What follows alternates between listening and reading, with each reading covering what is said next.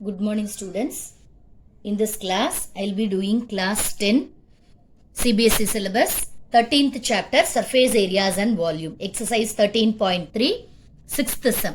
How many silver coins 1.75 centimeter in diameter and of thickness 2 millimeter must be melted to form a cubical shape of dimensions 5.5 centimeter into 10 centimeter into 3.5 centimeter. So we are asked to find the number of silver coins that must be melted to form a cubical shape. Okay, so from this it is clear that volume of the cuboid is equal to the volume of the cylinder. That is, coin is in the shape of a cylindrical shape. So we are asked to find the number of silver coins, number of cuboidal shape that must be melted, number of coins that must be melted to make this cuboidal shape with the given dimension. So n into, we don't know the number of silver coins, so n into volume of cylinder. Volume of cylinder is nothing but silver coins. So volume of n into volume of the cylinder is equal to volume of cube. Volume of cuboid. Okay. So n into volume of the cylinder. So n into. So volume of the cylinder for this, the measurement are given as 1.75 centimeter diameter and 2 millimeter. So here this is given in centimeter. All other measurements are given in centimeter. So we'll convert this millimeter to centimeter. Okay. So n into. So we know the volume of the cylinder as pi r squared h. That is the formula, is equal to L into B into h. So n into pi value is 22 by 7 into radius. Radius of the cylinder is, here it is 1.75. So 1.75 by 2. So that 1.75 is the diameter. So 1.75 by 2 into 1.75 by 2 into height is nothing but the thickness. So that thickness is given as 2 millimeter.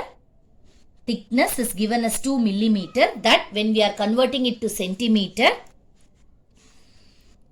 it will be divided by 10.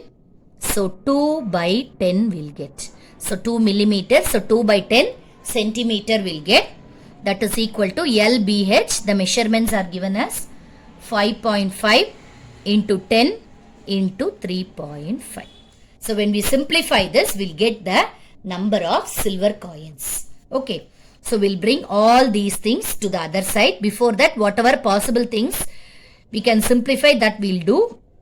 So 2 and 2 will get cancelled here. This 2 and this 22, 11 times it will go. So n is equal to 5.5 into 10 into 3.5 into this denominator we are having 7 and 10. So 7 and 10 will go to the numerator, divided by whatever we have in the numerator will come down to the denominator. So 11 into 1.75 into 1.75. So we'll simplify this now. So this here we'll get here in 5 table 1.1. Then here also in 5 table 5 3s are 15.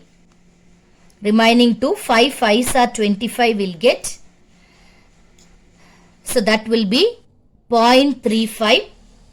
And then here also 7 1s are 7.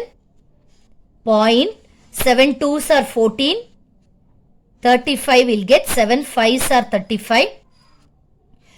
So this 1.1 into 10, when we multiply 1.1 into 10 will be 11.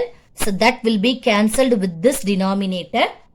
Then here the balance will be, in the numerator we will have 10 into 35 divided by 0.35 into 0.25. So this, when we multiply by 100 into 100, this decimal point in the denominator will get cancelled. So the same thing we'll do in the numerator also. So now in the numerator we'll get 10 into 3.5 into 100 into 100 in the numerator, divided by all the decimal points here, 0.35 and 0.25 will get cancelled. We'll get 35 into 25.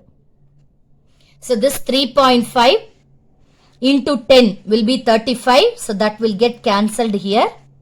So the remaining will be 25 and 100 will be 4. 25 4 times it is 100.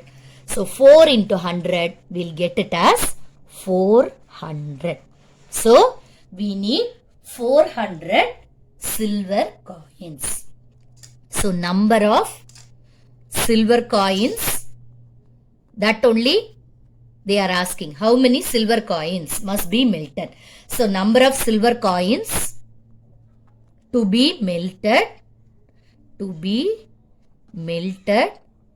is 400. So 400 silver coins if we melt, we'll get that will be equal to the dimensions of the given cuboid.